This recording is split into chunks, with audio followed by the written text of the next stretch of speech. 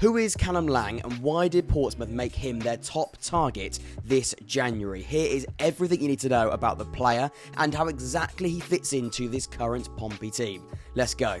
Before we do get going, please make sure you leave a like and subscribe. Over 100 likes would be fantastic, and I can tell you over 65% of the people that watch the podcast aren't yet subscribed. If that's one of you, please make sure you change that. We're trying to grow the podcast and reach new audiences. Callum Lang is 25 years of age, climbing the ranks at Wigan Athletic. He's now played over 265 professional minutes, leaving as their vice-captain. On the pitch, he's a right winger, somebody that can also play on the left and through the middle. His best output, though, has been produced on the right-hand side. His best season was the 21-22 League One campaign. Wigan won the league and Callum Lang was an instrumental part of that side. The technical, quick, hard-working forward contributed to 22 goals and assists that season, creating 45 big chances along the way. He's got the pace to run in behind, but also the ability to carry the ball and go 1v1 with defenders.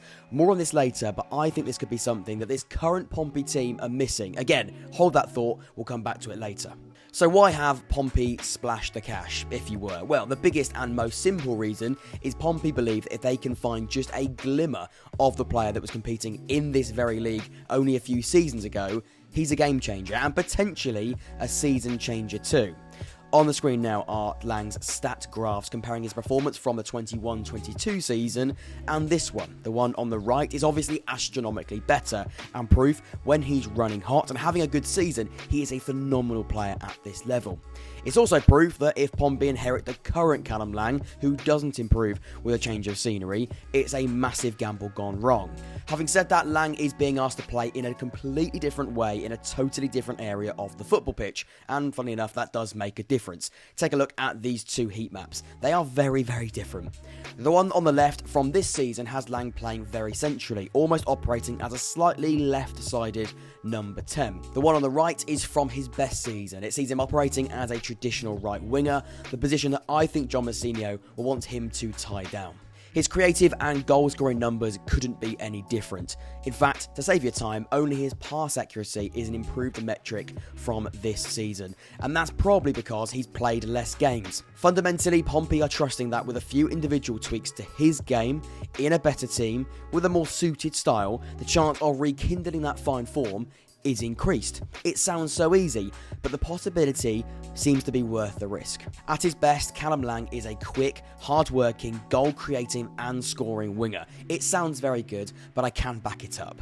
During the 21-22 season, he was a phenomenal carrier of the ball. He sat in the top 16% for dribbles per 90 and the top 11% for accelerations compared to all other League One wingers that season. Time and time again, he would get in behind fullbacks, whether that's a clever run or a successful take-on, he would always end up in the opposition box. In fact, he finished the season in the top 2% for touches in the opposing box, again compared to other wingers competing in that season.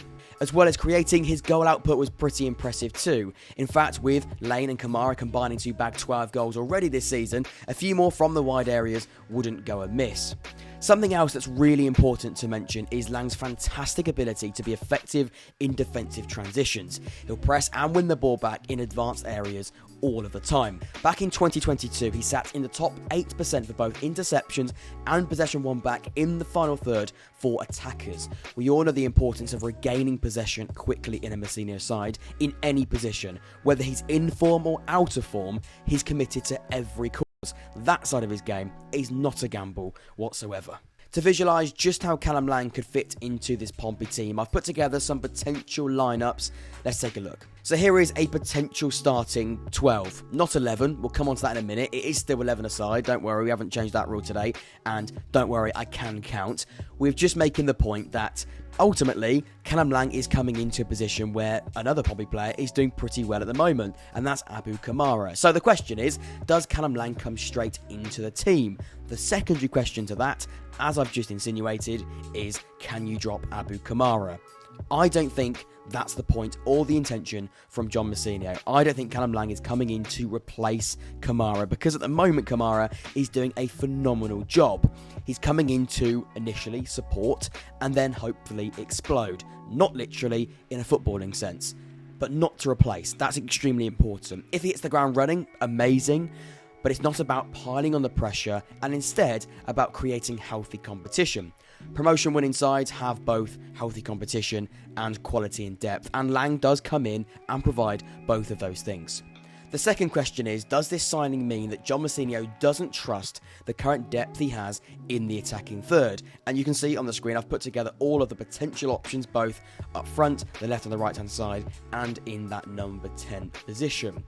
The reason why I asked that question is Lang is not coming in to be a second or third choice winger. He's being signed to push the current starters and then become an established member of the team himself. So when looking at the current depth on the screen now, you've got Martin, who must have had some assurances on game time when he signed that contract extension until the end of the season. So I'm not so worried about him. I think he probably will be the backup left winger alongside Scully. Scully has been affected by injuries, but again, we're speaking about somebody who was deemed a potential marquee signing in the summer transfer window, affected by injuries. That hasn't quite worked out, and Paddy Lane has tied that position down so well because of how good he's been. But on the right hand side, the position that I think Callum Lang is coming into play, you've got Kamara and Gavin Whyte, and the Whyte signing, that one simply hasn't worked out. And Kamara, well, he's been fantastic.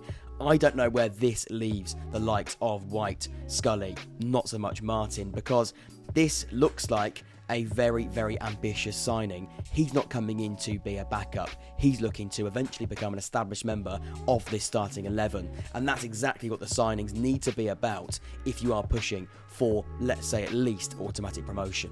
To summarise, do I think Callum Lang to Pompey is a good signing? Well, in short, yes I do. Is there a risk element to this signing? Well, of course there is, but with the current Pompey model in place, they would have looked at those, just like we have in this video, and taken into consideration this isn't a totally cheap deal. But Pompey fans, I want to hear from you. The ball is in your court. Let me know in the comments down below, are you happy with this signing? This is why I think Portsmouth have signed Callum Lang. He's a top player. Find that form from a few seasons ago, and this could be a game-changing but also season-changing addition in this January transfer window. Leave a like, subscribe, and I'll see you very soon. Take care.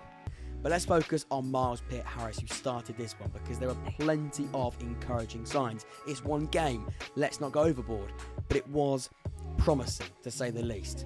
He might not be the same profile as Alex Robertson, but his skill set could still be the difference. He's athletic, well-built, powerful, and deceivingly good at being a technician too.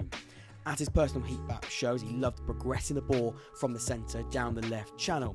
His position created a great link-up play between Ogilvie, Lane and Bishop, filling that creative zone perfectly, and without Alex Robertson in recent weeks, I feel as though that position has been rather empty.